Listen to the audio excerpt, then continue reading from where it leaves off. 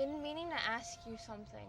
How come every time I turn on the news, there's some Muslim dude who's pissed off and killing everybody?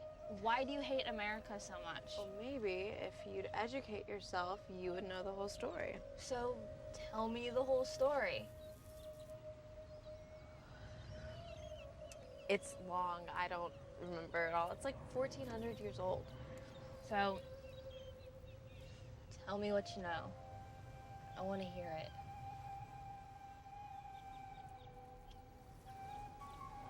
All right, let's pass the rocket.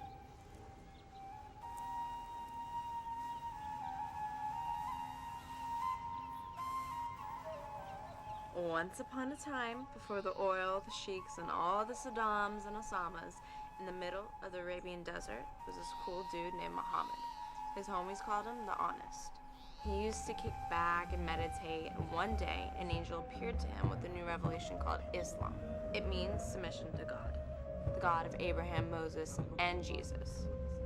Back then, the local yokels believed in a bunch of different gods, but when the angel gave Muhammad the message that there's only one God, they dumped the whole idol worship thing.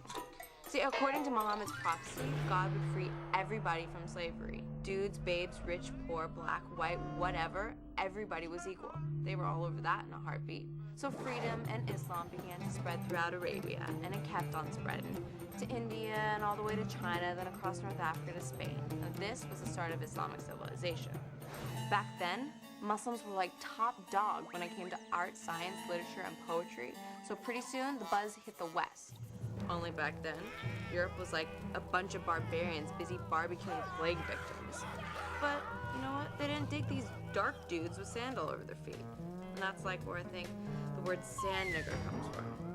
So they said no way to Islam.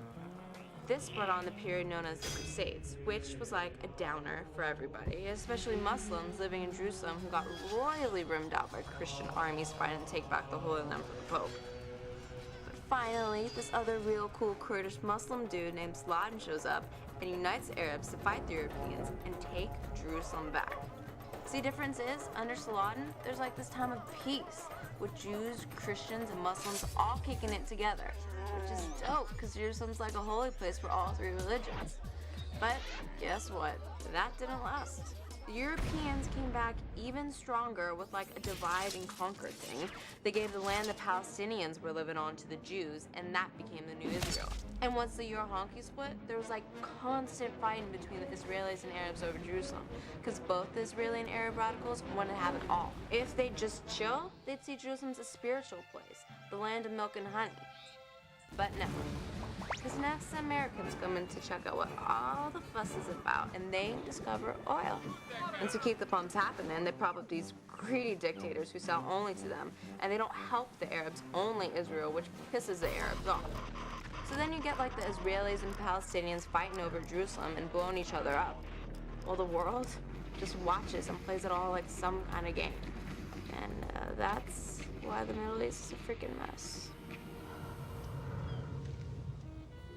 Because there ain't no more cool dudes.